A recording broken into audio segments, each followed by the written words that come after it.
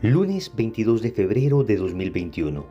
Tres mensajes del Evangelio de hoy, tomado del Evangelio de San Mateo, capítulo 16, versículos del 13 al 19. En aquel tiempo, al llegar a la región de Cesarea de Filipo, Jesús preguntó a sus discípulos: ¿Quién dice la gente que es el Hijo del Hombre? Ellos contestaron: unos que Juan Bautista, otros que Elías, otros que Jeremías o uno de los profetas. Él les preguntó: ¿y vosotros, quién decís que soy yo? Simón Pedro tomó la palabra y dijo: Tú eres el Mesías, el Hijo de Dios vivo. Jesús le respondió: Dichoso tú, Simón, hijo de Jonás, porque esto no te lo ha revelado nadie de carne y hueso, sino mi Padre que está en el cielo. Ahora yo te digo: tú eres Pedro, y sobre esta piedra edificaré mi iglesia, y las puertas del infierno no la derrotarán. Te daré las llaves del reino de los cielos. Lo que ates en la tierra quedará atado en el cielo, y lo que desates en la tierra quedará desatado en el cielo. Palabra del Señor, gloria a ti, Señor Jesús. El día de hoy celebramos en la liturgia la cátedra de San Pedro. Es decir, de alguna manera celebramos cómo el Señor dio a Pedro y en cabeza de Pedro a la iglesia la capacidad, el poder, la obligación de enseñar. Esto será confirmado más adelante, antes de que el Señor suba a los cielos, cuando dice: id por todo el mundo a anunciar el Evangelio y enséñenles a cumplir todo lo que yo les he mandado.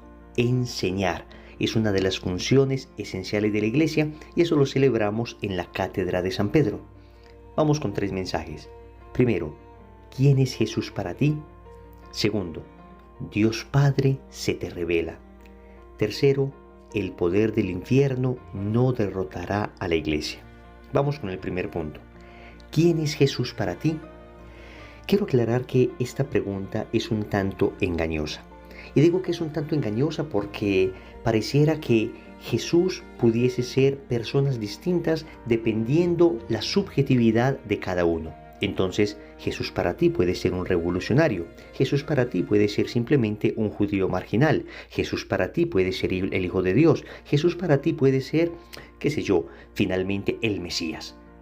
Pero resulta que lo importante no es quién es Jesús para ti, sino quién es Jesús en realidad. No es la imagen de Jesús la que se debe ajustar a mi criterio, a mi antojo, a mis ideologías o al tiempo en que vivo, sino mi cabeza, mi mente, mi corazón, mi inteligencia, todo mi ser, el que se debe ajustar a Jesús tal como nos lo revela la Escritura. Y yo creo que en el fondo de la pregunta que Jesús hace a sus discípulos está esto. Primero pregunta a los discípulos: ¿quién dice la gente que es el Hijo del Hombre? Entonces empezaron a contestar, unos que Juan Bautista, otros que Elías, otros que Jeremías, que otro de los profetas. Pero Jesús va más al fondo y dice: ¿y ustedes quién dice que soy yo? ¿Y vosotros quién decís que soy yo?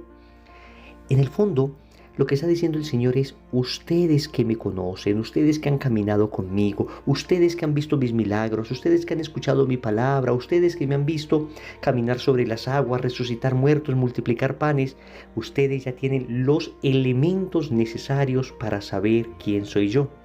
Y aquí es que contesta Pedro: tú eres el Mesías, el Hijo de Dios vivo.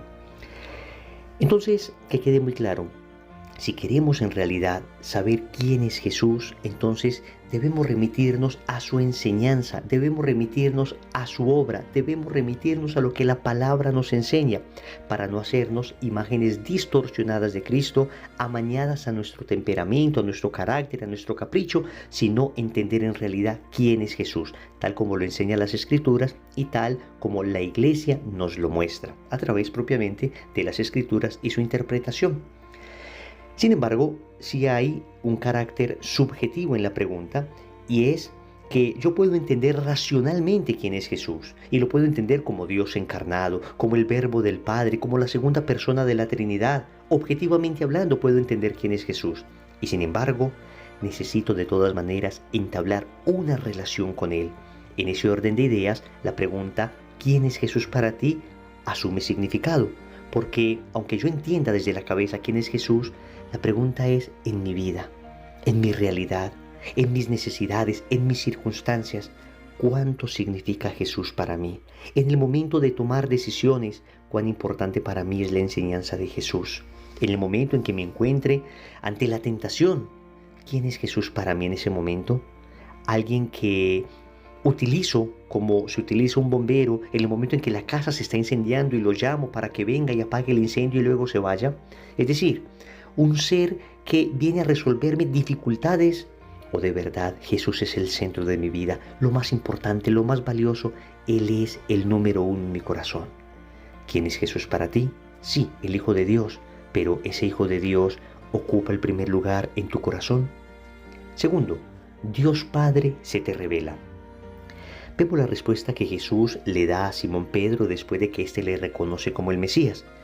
Y Jesús le dice: bienaventurado tú, Simón, hijo de Jonás, dichoso tú, Simón, hijo de Jonás, porque esto no te lo ha revelado nadie de carne y hueso, sino mi Padre que está en el cielo. Dios Padre se te revela.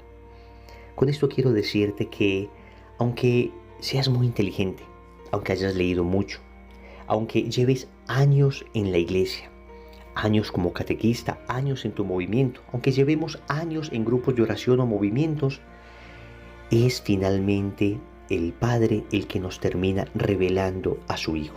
Y es el Hijo el que nos termina revelando al Padre.